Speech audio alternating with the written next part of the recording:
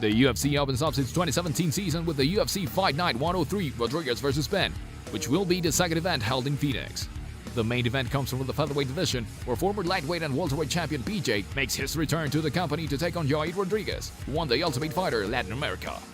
UFC Fight Night 103 Rodriguez vs. Penn is going up Sunday, January 15th, 2017. The main card starting at 10 p.m. at the Talking Stick Resort Arena in Phoenix, Arizona. And you can watch the main card on Fox Sports 1 and the preliminaries on UFC Fight Pass. For the main card, Rodriguez, who's 8-1, is coming off a split decision win over Alex Caceres in August. And he is a strong striker, although he has shown improvements on the mat. Penn, who's 16-10-2, has not fought since a TKO loss to Frankie Edgar in July 2014, and he just came off a drug suspension. Penn is one of the greats of MMA, but he seems to be past it, and if you throw in rust, it might not be a good night for him. Our pick for this fight is Rodriguez.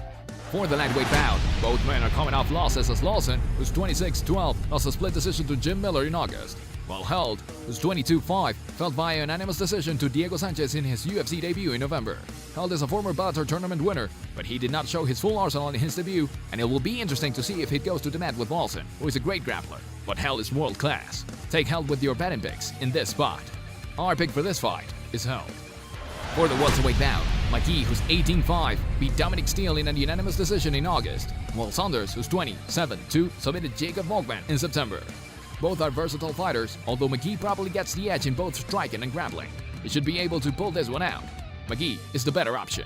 Our pick for this fight is McGee. For the bantamweight bout, Rivera, who's 21, dominated Uriah Faber in September, and Caraway, who's 21-7, won a split decision over Aljamain Sterling in May.